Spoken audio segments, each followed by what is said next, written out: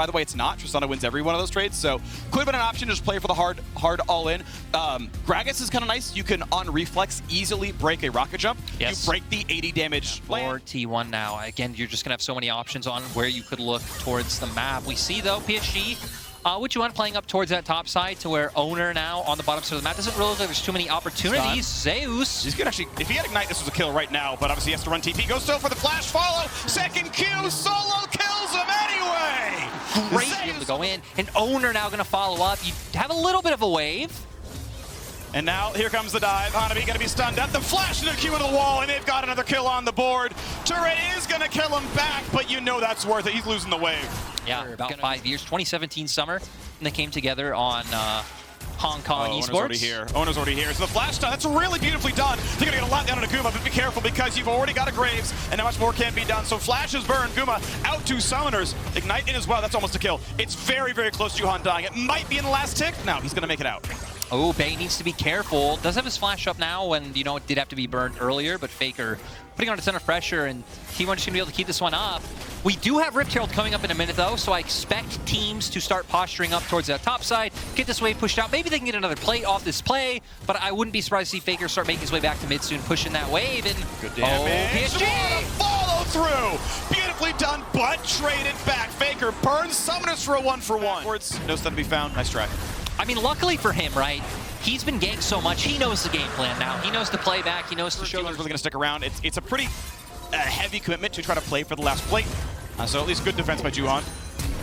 Nice flash engage. Explosive was there, but the re-engage looks good. Shopping got a good Yushi, and they're going to blow the man up. And now Carrier's got to run away with no summoner, with no cooldowns whatsoever. A great body would be 5K gold up. Right. But holding on so far. He's here.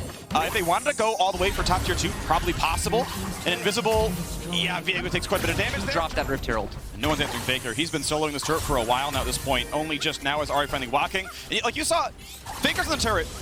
Carrier's already there covering the play, and PSG's like, oh, we should walk bottom now. Like, Carrier's rotating faster than the lane. Well, we look at Owner, 152 CS to Juhan's 110. They're just completely shutting PSG out in terms of map control. We're going to see the push now towards mid-turret. If you want to summon it, you can. Look for the poke. Faker lands it! And Owner is ready to knock it down. A nice pullback. Gragas builds a bunch of space. Comes back to safety. Gas comes in. There's 2 already. And T1 just toying with their food. Re-engage comes across. There's the double stun. They're going to get 1. Look for a second. Carrier comes right back, getting Ignite on the Gumayushi. They get kill number 2. Look at number 3. Not quite yet, though. And now we're going to try again. Faker diving in for a bunch more. And Kaiwing going to fall. T1 just wipe the map. PSG Talon are gone. Mid-lane turret falls as well, and T1 go for even more. And T1 just going to keep stacking this gold lead up. They should be able to guarantee this turret as well. Sadly, we're not in a position where they can look to take a bear, and it's only 18 minutes and 30 seconds. They're going to get the wave in as well. Who's going to pull aggro? Not a really good way to live. They are pulling the team across. Going to find that stun. Merc treads now down, and they're going to look for the rest of it. Ults comes across, wants to jump around, but charmed and dies. 5v1 was enough to kill Zeus. Ult these. They have burned 2. T1 want to take the fight. Boy, look at the mini-map. Faker just slamming away at the turret down in the bottom half of the map. Actually just takes it outright. We do have both Dragon and Baron up at this point in time, but T1 more concerned about their top lane turret. And they save it, right? They throw the kill shots down, Owner ults, Carrier ults. Gumayushi's just taking Dragon himself. Yeah, and that's great, right? So PSG, they get a champion kill. 450 gold, good job as assisted, well done. Maybe with a shot a bit more. Oh, goodbye. Faker is insane! Well, it's going to be Bay exploding one back at the very least. You know, turns him into gold. I don't care. The kill was exciting. He found the angle, he found the CC. Flash to get to the pit. Might even just go with the blast plant. Can they even go for the snipe? Hanabi, yeah, zone farther away. They know Ahri's nowhere around. Juhan not even going to try. We're going to have Carrier. 2 options there. You go for some sort of crazy Hail Mary. Juhan just tries to flash ult into the pit. You just hope that T1 make a mistake. You find a smite. Or you back off. Unified. Ult says away, but it doesn't look like it'll matter too much. Oh no, actually, with the walkout scot-free. Does have his flash still, so. Yeah, looks like Zeus was without a dash available. A red buff, careful, snipe.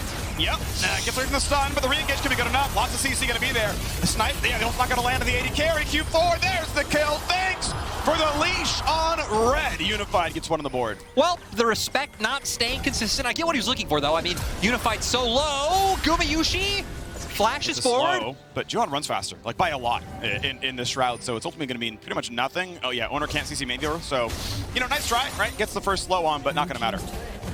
Nope, and now for T1, just going to keep up this pressure, play out through a 2-lane setup, completely ignoring bot wave, but you've already pushed in mid, already taken that one down. Faker now can play with this terrain, throw out the sleepy Trouble Bubbles and the Paddle Stars, and it should open up for T1 to get this turret pretty much uncontested. Not much PSG can do. Or Unified, get them towards that, but Wave's getting pushed pretty slowly, and it's a recall out of the cannon. Dismantling PSG in every way since we've gotten to the mid game. Yeah, the proof that their macro is so much better is it's 8-9 in kills, and the rest of the scoreboard is not close. Like, hey, the team fights when PSG find them are pretty good, but I mean, T1 don't have to think or worry about any kinds of engages because they always find the pick before PSG's even close. All right, well, Hanabi rocket belts in, takes 1 million damage, burns the Zhonya's. They will get the kill on Azeus, but by the way, Baron's being attacked with 3. So once again, PSG 1 for 0 somewhere on the map, and T1 get 1 million gold more somewhere else.